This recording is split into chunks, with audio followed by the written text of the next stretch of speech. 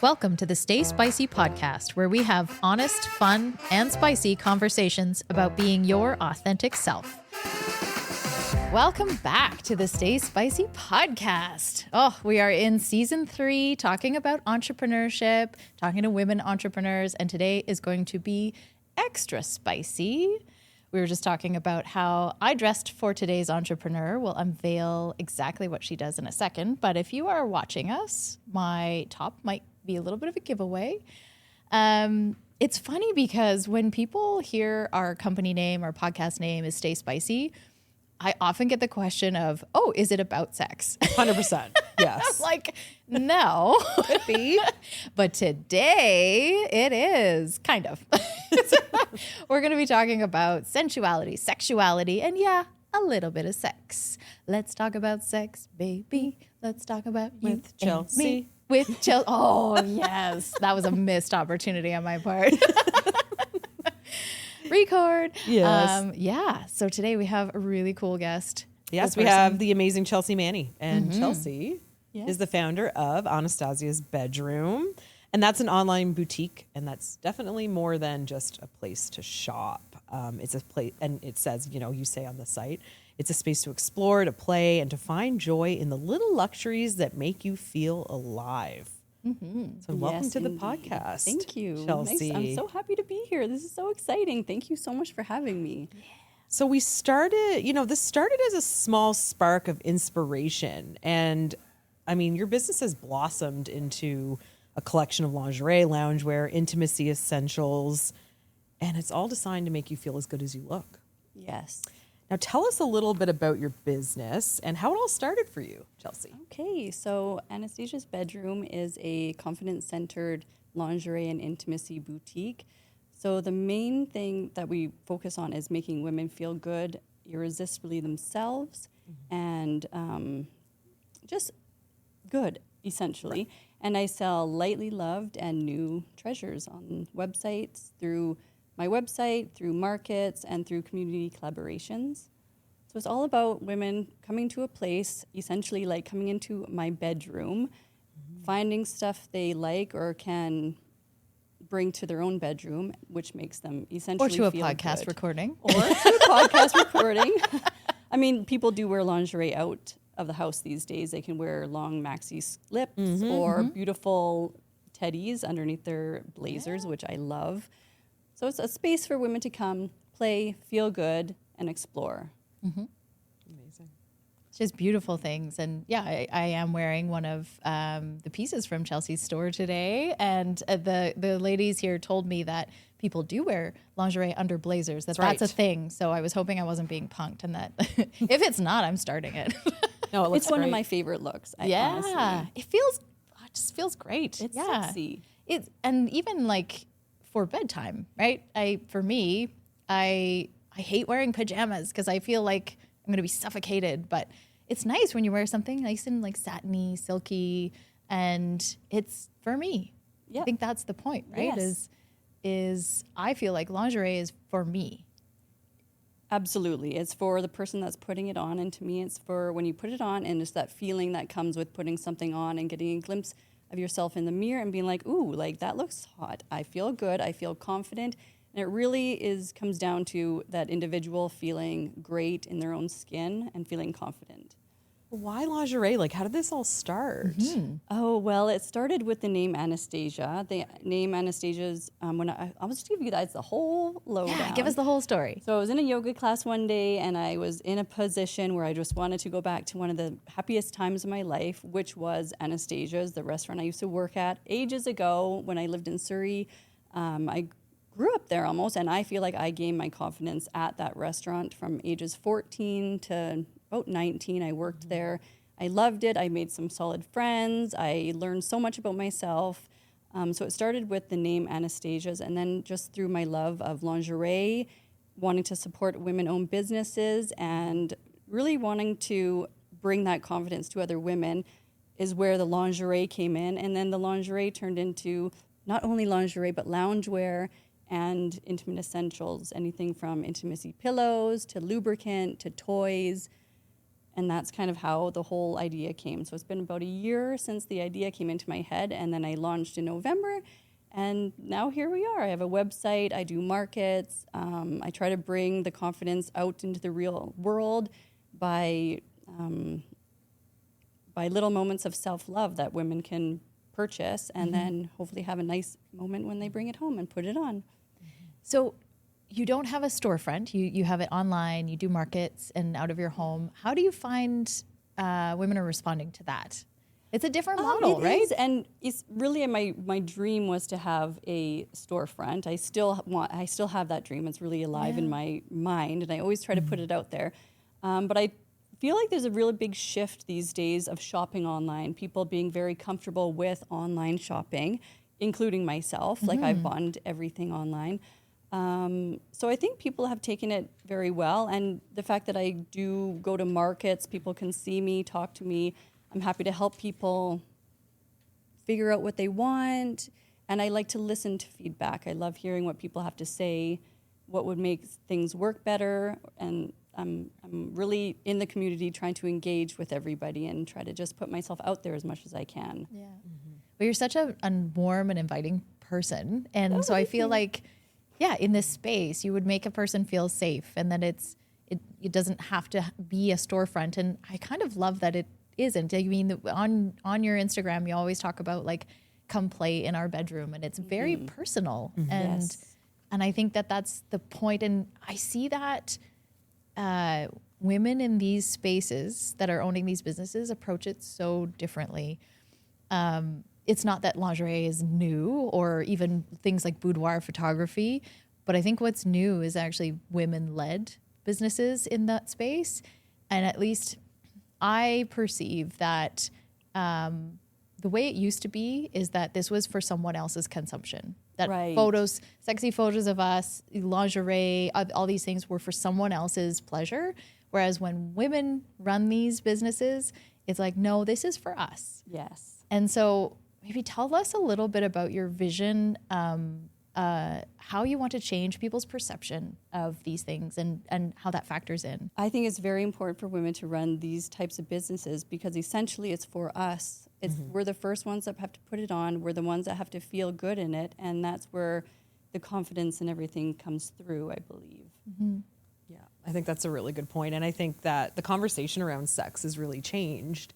Yes. I mean, I'm a millennial, elder millennial. I'm aging myself here. But I remember, media and sexuality just taking over everything in the 90s. So we grew up with Britney Spears. We grew up with Victoria's Secret fashion shows, America's Next Top Model. Everything was for the male gaze. A lot of things were everything from clothes to makeup. And, now we look back and just see how the body shaming was just such a big piece of that. Looking back was terrible. And I think now that we are having a little bit of a mini sexual revolution, and I think it's people of all ages are talking about sex. Married people are trying to find that spark. We have OnlyFans now, so we have a lot of ways that women are empowering that space. What are the trends you're noticing with your customers? And I imagine you have a broad customer base. What are some of the things you're noticing? Well, the shopping online is a big trend. I think putting yourself and self-love is a really big, beautiful trend that I love. Right. I feel like confidence and like self-acceptance is very, very important. I think there is a big trend in sustainable fashion right now. So I'm so happy that I can incorporate my lightly loved into Anastasia's bedroom. Another big trend is lingerie, plus size lingerie. So it has lingerie of all different sizes, because everybody is different. So I really wanted to also bring that onto my website. That was one of my biggest things that I wanted to incorporate on my website, is to have all lingerie for all different shapes and sizes. And another big trend that I really love is community engagement and collaboration through community. Right. So you are relatively new into this venture. Like, it's only Brand been new. Yes. Yeah. But even though you're new, this has been a work in progress for some time, because as we know, it's kind of like the tip of the iceberg. When you see the business launch, all you see is that piece that's above water, but all this work that went into it underneath. Tell us a little bit about your journey to get this off the ground. It was so, like, I work another job and I work this job, and there's so much work that goes into Anastasia's, but it's just been so fun, and the learning curve has been huge. I went from just doing spec writing at home, sitting at my table Monday to Friday. Now it feels like I can get out, travel, talk to people, get my story out there. It just feels like so much more of me is coming out. And the steps I kind of took to get there, there's so many, but a big one that I am very proud of myself was to make a website and design my website and do that whole process, because it's not something you know how to do if that's not in your world already. So building a website, and then I also got to travel to Montreal for the Curve lingerie show that happens all over the world. And that was nice because I got to go by myself and kind of just have a moment where I was just a business person and not, I mean, I love being a mom, but it was nice to step away and just like have that time to myself. But yeah, it's been such a learning curve. Even the amount of people that you reach out to that don't get back to you, and all the emails you send out, and starting from scratch is a lot different than, just going to a 9-to-5. It's a lot more work, but it was so rewarding. I would do it all over again. Like, I had enjoyed so much every aspect of it.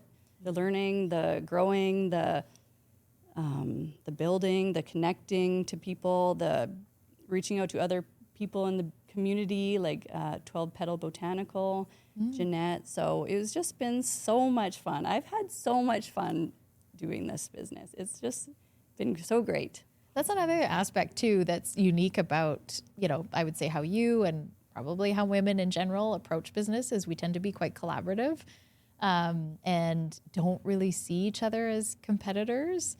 But I know that you did reach out to some businesses and with the hopes of learning or collaborating. You didn't always have the best response. I didn't. Well, where I come from, it's another part of my business is supporting other women-led businesses. I think that's so important to lift other people up as much as you can. Yeah. I really strongly feel about that. But yeah, I've reached out. I went to other lingerie boutiques to talk to them. Not all wanted to talk to me in the beginning. Some were not communicative at all. But I just go a different route. And yeah, I really like the fact that a lot of people did open up to me and tell me what worked for them, what didn't, or just gave me ideas along the way. Like, I've been so lucky that I have so many friends and women that I look up to that really help me shape where Anastasia's went. Because it's hard when you have it all by yourself and you're new. Like, it's nice to get feedback from others, and when other women want to support you and see that you can do it, it's sometimes you need that little push. Yes, because I mean, especially early on, but I don't know if it ever goes away. But you're like, is this going to work? Yeah. How's it going to work? Oh, everybody has those days. A lot of entrepreneurs I know have those. Even me to this day, I'm like, some days I'm like, oh, this is crazy. And then I have a rough day, and then the next week is great. So I don't think I'm alone on that. Yes, that's the one thing about I call it the high highs and low lows. Like, if I'm on a low, I know at least the next minute I'm going to be on another high. Yes. It's okay. We'll turn a corner quickly. Oh yeah, you got to ride the wave for sure. And so much of that positivity comes from other people or being around people that are like-minded or have that, like you guys. Well, thank you. Appreciate that. Well, and it's but also being able to talk about those shit moments, right, too, with people. So yeah, I love having my cheerleaders. I always call Sherry my best hype man. And when I started my own business early on, because Sherry's been in business longer than I have, I would call her a lot and freak out and I mean, like, I remember, I will never forget this conversation. She probably doesn't remember it, but I was like, nobody's going to hire me. I'm not going to be able to ever have any clients, and this isn't going to work. And she's like, dude, it's been a month. Come talk to me in 2 years. Just take a breath. And I'm like, okay, right. Yep. Got it. But that's another really thing that I really like to talk about is that communicating aspect. It's whether it's in the bedroom or with friends, it's communicating for stuff you want to learn, or I don't know, just the fact that you say you have a cheerleader, that you can voice what you're experiencing, and have someone listen and talk back. Like, I just think that also goes with confidence too, like the ability to talk through something.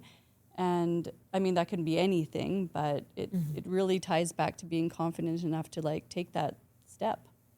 Absolutely. And communication is so important in that space. Yes. In terms of being inclusive, which relates to communication, how do you sort of, like, what's the difference? And we've had some of these conversations between sexuality, sex, and sensuality. Because we know that there's a bit of a difference, and sometimes in our media and in North America, it kind of gets construed. Well, to me, sexuality is who you are as a sexual person. Whatever that looks like, whatever orientation that is, that's you, yourself, and how you explore that world. Sensuality, to me, is like the touch and the motions and the feeling you may get from an encounter. And then sex is just the act of doing it. And I don't know, I feel like it's really important for us to acknowledge and talk about how we see the difference between sexuality and sensuality. I actually even feel like, for me, sensuality can have nothing to do with sex. And it is really about more what's like a feeling that's inside you, as opposed to having anything to do with the act of sex. The two can be connected. They don't have to be. And for me, I didn't learn that until I was in my 40s. And I went to Colombia to learn how to Latin dance. And it's a dance called bachata, which is originates from the Dominican Republic. But there's a traditional version, and then there's a sensual version.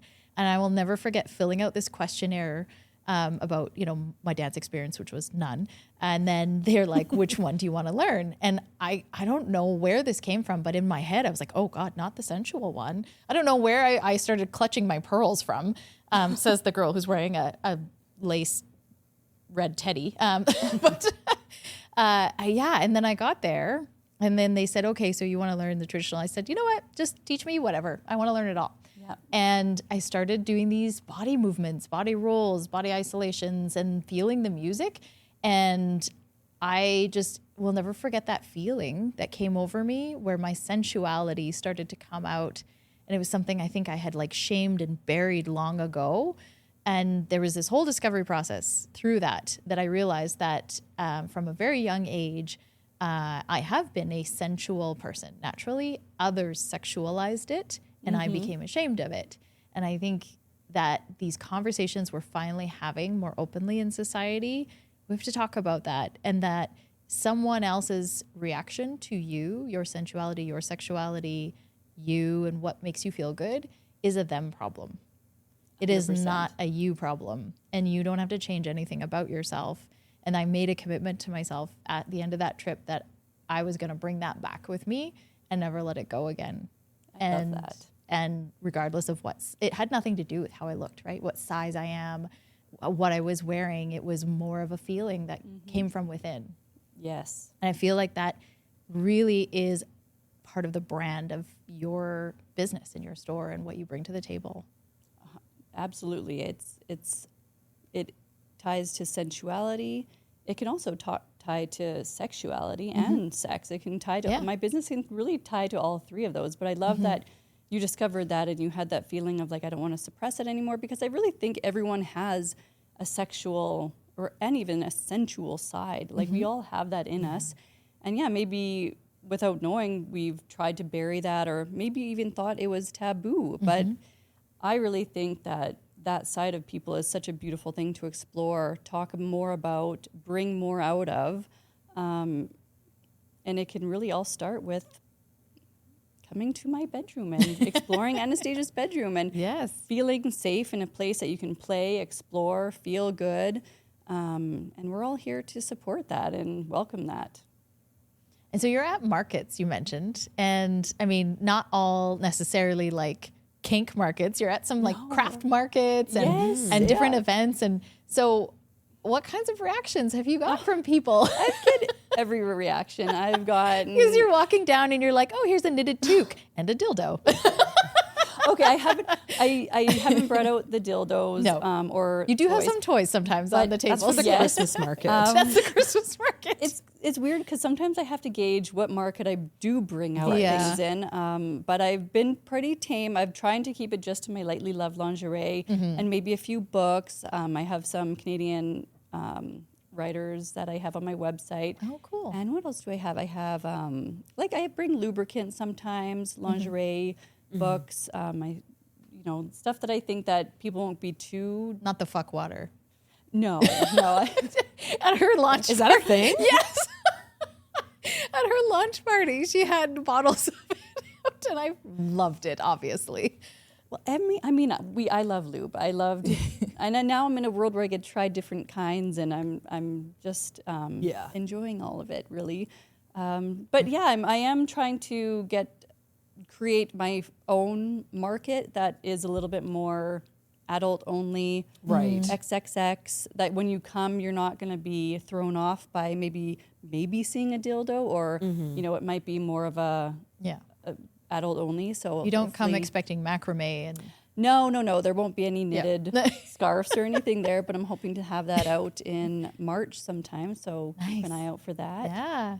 Yeah, markets are so much fun. I love doing markets because then I get to see people, and there are people that will come up and genuinely love what I'm doing. And essentially, I always tell people this is my elevator speech. I'm trying to make women feel good with things that you can find in a bedroom. So when people come into my booth, quickly as they're in and out, that's what I try to get across to them. It's just this is or not mainly. It is only it's a women's bedroom boutique for intimacy essentials. And yeah, people have been really, really great, actually. Like, yes, I do get the kind of oh, let's go by. And don't turn around. Avert your eyes. Yeah, avert your eyes. Kids, don't go over there. Yeah. But for the most part, it's been so much fun. I love seeing people. I love talking to people. I love telling people what I'm doing. And I love meeting the other market people. It's such a good community, and it's a small business community. And we're all there doing our thing. Lots of us have other jobs, and this is what we do as our passion, and it's just been so much fun, and I've made so many connections through these markets, and it's been great. I know you joked about the whole kids avert your eyes thing, but I'm also what a missed opportunity on some level to be able to talk to your kids in a healthy way about these topics, and not have it be shameful, right? Oh God, don't look, lingerie, ew. Yeah, it's just lingerie. Yeah, and I think what Sherry was saying earlier about how when we grew up in that era of yes, it's all sex for other people's consumption.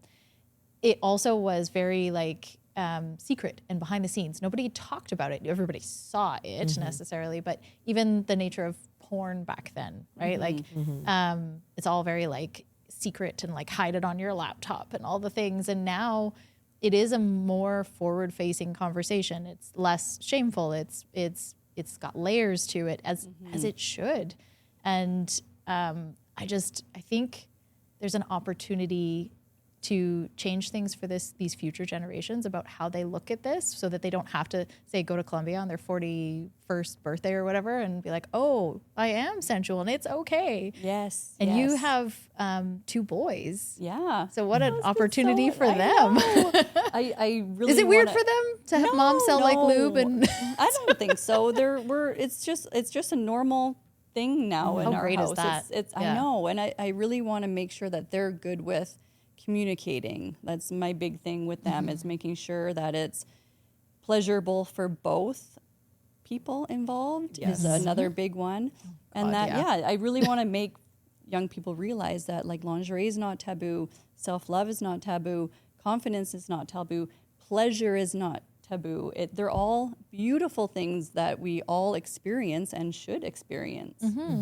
And yeah, my boys are just so much fun. They love it. They're happy. They don't know most of it because they're so young, but they just think mommy sells lingerie, and that's. I think that's going to be so great though as they grow up. It will, and it will open the it. conversations up. It will be much easier because it'll be there, and I'm very, very open.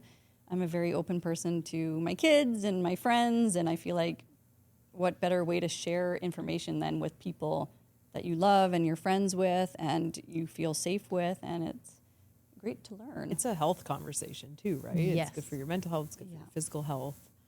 And I just saw something on Instagram that said, like, I don't know if it was a fake thing, could be fake news, but that like there was a study that if you have like intercourse twice a week or something like that, it's like got all these health benefits. It's good for women. your immunity. Yeah. I feel like it is as well. Yes. Yeah. I feel like it's a good Do it for your health. That should be do the it for slogan. your health. Winter activities.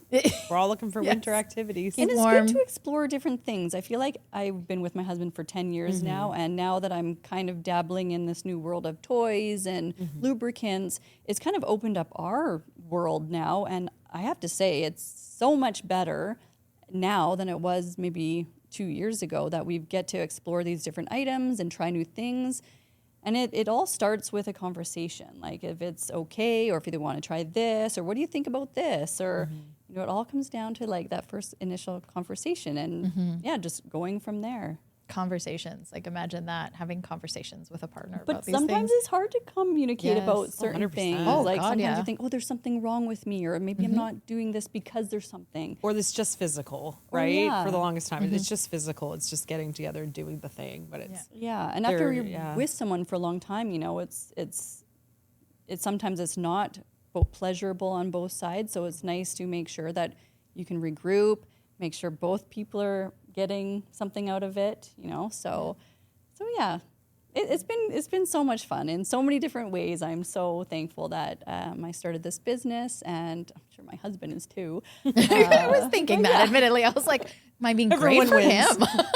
support women in business. Everyone wins. That's awesome. So you mentioned there was a lot of people that helped you, talked to you, that were there for you in that like sort of even year, let's say, before you launched, and in this first little bit after you've launched. You know, it's interesting. We've talked to different entrepreneurs that get advice. Some is good, some is not so good. I'm curious if something comes to mind of like, what is the best piece of advice you got, and what is maybe the worst or just not a good piece of advice? Maybe the worst piece of advice I can say, is this the worst piece of advice? Like maybe don't listen to others, just do it all yourself, because it's so not like that in my world right now. Like the more I hear from other people, the more I can shift and move with what's current or what's like working right now. So I would say don't only just listen to yourself, make sure you outreach and talk to others and get feedback and kind of grow from there, because essentially we're doing this for other people, and it's not just about myself, it's about, you know, all the other women out there. So I always like to hear feedback and hear what works for them, what doesn't, what they like. So I would say do as best you can to reach out and talk to as many people as you can. Yeah. What's the best piece of advice you got? My best piece of advice, I think it would just be about like not to give up. I think I have two sisters who are super, I'm super close with, and they've seen all the ups and downs and the good days and the bad days. And they're always just so supportive, and they always just say like, you can do, like, they're just very, they keep me positive, and they're so helpful, and just keep your head up, and times can sometimes be tough, and just to know that people are behind you really, really means a lot. So yeah, if you have that one person that's giving you the little push, just that means the world as a small business owner some days. We keep hearing that again and again. Keep your people close and have your networks and build your relationships. Every episode we talk about that. What's a myth, an entrepreneur myth that people say it's true, you're like, no, Bust it. not. Bust it. I would say a myth would be that the business you have in your business plan, like, or the one that you thought of initially, is going to be definitely the one that you end up with, because I feel like it might shift or it might meander to a different space, and just to be flexible and go kind of organically with it, because things do change along the way. Like, my whole idea and wish to have a brick and mortar was my original plan, and then I talked to others, I looked at my finances, and I'm like, this is not going to work. So it's just kind of being okay with shifting with where the business might take you, because it might take you to somewhere really beautiful or somewhere a little bit different than you had in your mind to begin with. So, yeah. I love that. Yeah, don't be too rigid. Allow for things that you hadn't even considered to come into your 'cause world. They will. Yeah. Things come up. Be flexible, both in business and in the bedroom. Yes. Love it. It's a great way to end the episode. On that note, I apologize, Mother, but I also don't apologize, because we should be talking about sex, sensuality, sexuality openly and confidently and without shame. That is my hope for everyone, including, I hope everyone visits Anastasia's bedroom. So Chelsea, where can they find you? They can find me at anastasiasbedroom.com, and I will also be at markets popping up around the city. So I have all my markets listed on the website. Awesome. So that's where you can find me. And if you don't live in Edmonton, go find her online. I encourage you also to follow her on Instagram, because I love all the things that she posts, and I'm just constantly DMing her being like, hey, can you set that aside for me and that aside? You're going to break my bank, but it's amazing. You're amazing. Thank you so much for joining us. Thank you so much for having me. I've Thank you, had a Chelsea. blast. And everyone stay spicy in and out of the bedroom. Stay spicy. Thanks for listening to the Stay Spicy podcast. We love hearing from our listeners and want you to be part of our community. So connect with us on social media at Stay Spicy Inc. And visit us online at stayspicy.ca.